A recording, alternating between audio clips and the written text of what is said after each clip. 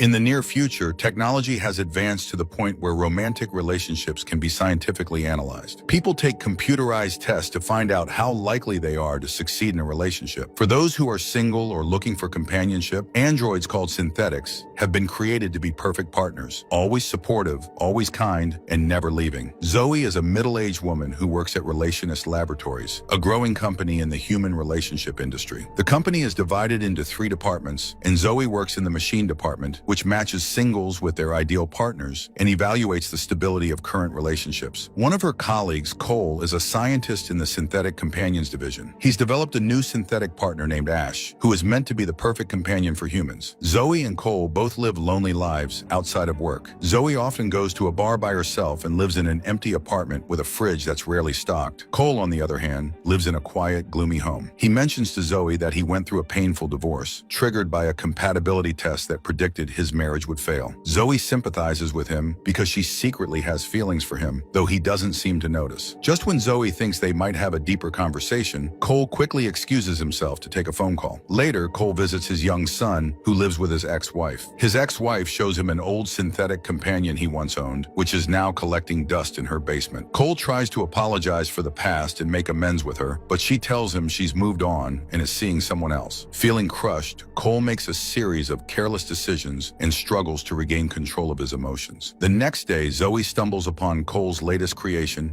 Ash, in his lab. This encounter leaves her feeling conflicted, as she realizes that Cole is so absorbed in his work that he may never notice her feelings for him. Zoe and Ash begin talking after the initial shock, and Ash, in his usual calm manner, offers her coffee. The moment feels surreal to Zoe, and the realization of her synthetic nature still lingers in the back of her mind. Later, they find Cole and Ash dancing together in the lab, the music light and playful. Cole, seemingly carefree for the first time, invites Zoe to join in. Hesitantly, she does, and for a brief moment, they all share the dance floor. After the dance, Zoe can't hold back her desire any longer and expresses her interest in taking the compatibility test with Cole.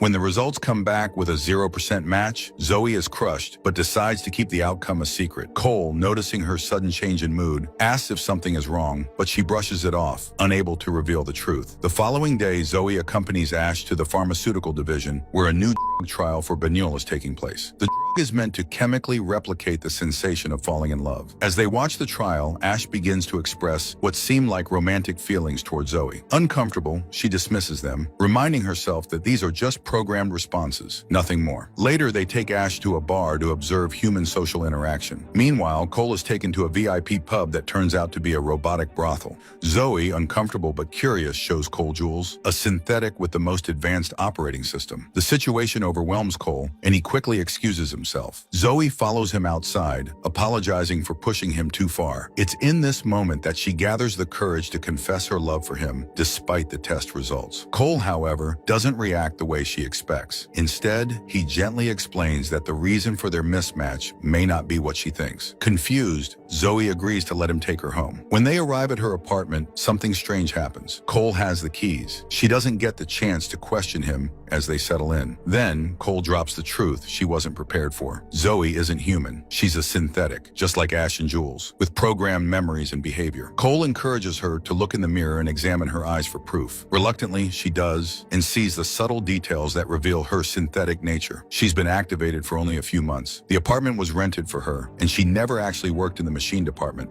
Her entire purpose was a test to see if anyone would notice she wasn't human, and no one did. The weight of the truth crashes down on her, and Zoe, in a panic, flees to find comfort in Ash. Ash, ever calm and empathetic, reassures her that he's there for her, and for the first time, Zoe feels a strange sense of solidarity with him. Cole arrives at Ash's lab, apologizing for keeping the truth from him. He never expected Zoe to change and develop real human-like emotions, despite being a synthetic. Zoe feels sad as she realizes that everything she thought she experienced was not real. The memories she believed were hers never actually happened. Cole reassures her, saying that she's more than just a synthetic. He takes her out for a drive, and over the next few days, they visit places Zoe thought she knew from her memories. These are places she often dreamed about. Cole tells her that her design is based on memories from different people, which is why they feel so real to her. He treats her like a human, making Zoe feel even closer to him, and she starts to grow more attached. During their time together, they hang out, laugh, relax, and visit old libraries. Cole starts to truly care for Zoe and sees that her emotions are real.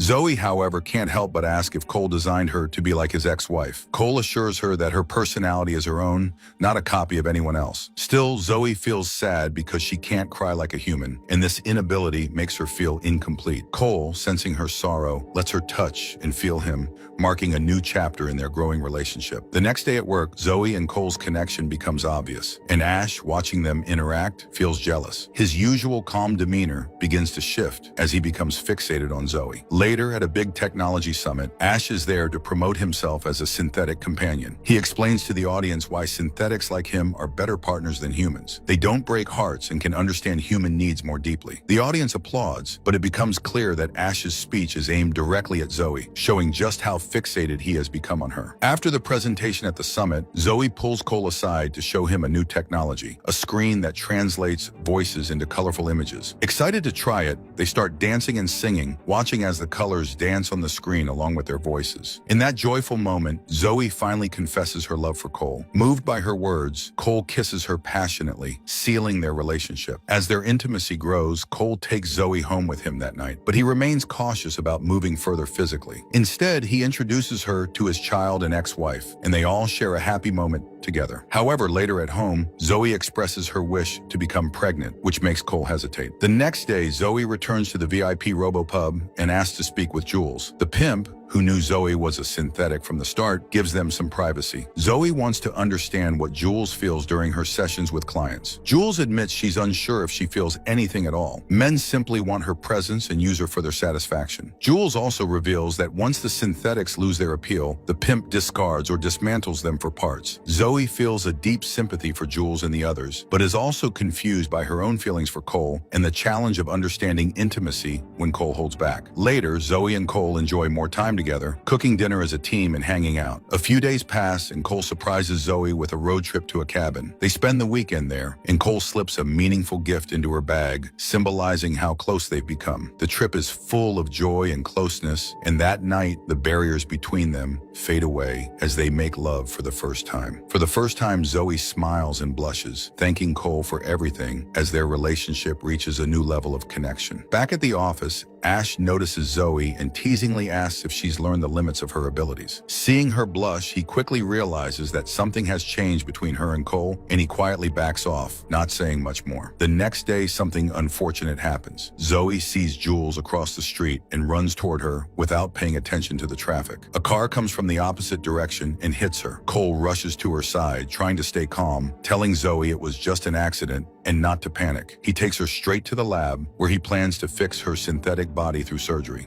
But as Cole works to repair her, Zoe feels hurt in a different way. She sees Cole focusing only on fixing her broken body, not understanding her feelings or seeing her as more than just a machine to repair. She insists that she is still herself, but Cole is too focused on the technical repairs to pay attention to their emotional bond. Feeling disappointed, Zoe turns her face away, feeling a growing distance between them. After she is fully repaired and back at the lab, Zoe tries to carry on with her usual tasks, but things don't feel the same. She feels sad and low, struggling to find joy in her work. Cole, too, seems distant. He spends time with his ex-wife, trying to clear his head. His ex tells him to let go of his fears and allow himself to be happy, but Cole can't stop thinking about the accident. He hasn't fully recovered from the realization that Zoe, being a synthetic, can easily be broken. Meanwhile, Zoe begins spending more time with Ash, her lookalike. While having coffee together, Ash points out a couple in the cafe who are doing something called a Benel hookup. He explains that it's a new trend where strangers take a pill called Benny, which makes them feel like they're in love for a few hours. Ash talks about it casually, but Zoe feels a strange emptiness, still unsure how to deal with her own feelings and the growing distance between her and Cole. The next day at the lab, Cole sees an ad for Benel hookup on a screen. Concerned, he approaches Zoe to talk, but she seems distant. Zoe asks him if moving on from a relationship is something she was designed to do. She hints that she doesn't want to see him anymore and walks away to focus on her clients. Hurt and disappointed, Cole heads upstairs to his office where he runs into Ash. Ash, feeling lost, asks Cole what his purpose is and suggests that maybe Cole should create a companion for him too. Cole doesn't say much and simply leaves, heading to his car. Later that day, Zoe goes to her usual bar where a stranger mistakes her for someone else. Despite the mix-up, the man starts talking to her, clearly attracted. He mentions the Benel hookup trend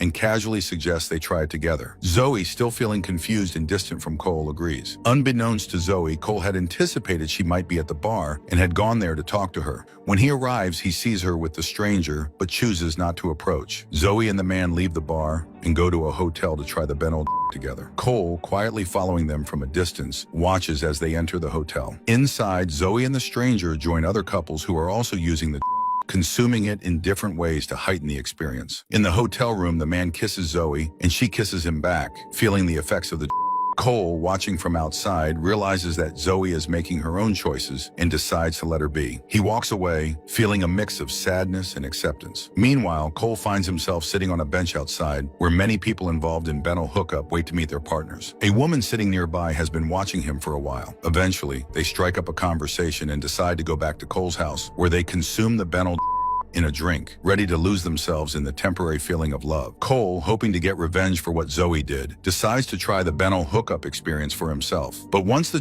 takes effect, he quickly becomes overwhelmed by the intense feelings of love. The woman he's with feels the same, and for a brief moment, they both experience a profound sense of connection and unconditional love. However, Cole knows deep down that these feelings aren't real. They're just the result of the next morning, the woman leaves his house as if nothing happened, and Cole is left confused but longing to feel that bliss again. Determined to chase that high, he becomes hooked on the experience. Meanwhile, Zoe has also become addicted to the feeling of being in love. She's now sitting on a park bench, searching for another Benno hookup. She soon finds someone attractive, and they get a room together, crushing Benno pills and consuming them. As the high kicks in, they passionately connect, but just like before, they part ways afterward as if they were strangers. The begins to consume both Zoe and Cole's lives. They both fall into a routine of seeking out these fleeting, induced romantic encounters, each one leaving them wanting more. In the next few scenes, we see both of them meeting different people on park benches, engaging in these empty romantic encounters over and over again. One day, while sitting on the bench, Zoe unexpectedly runs into Cole. Surprised to see each other, they decide to go for a drink. During their conversation, Zoe admits that without the pill, she no longer feels anything real. Cole, too, confesses that he feels the same emptiness. Despite still caring for each other, they both agree that they shouldn't rely on one another for support in this destructive cycle. To escape his growing guilt, Cole becomes even more addicted to the Benno pills. Desperate, he sneaks into the pharmaceutical department at work and steals some. As he's leaving, Ash catches him. Instead of stopping him,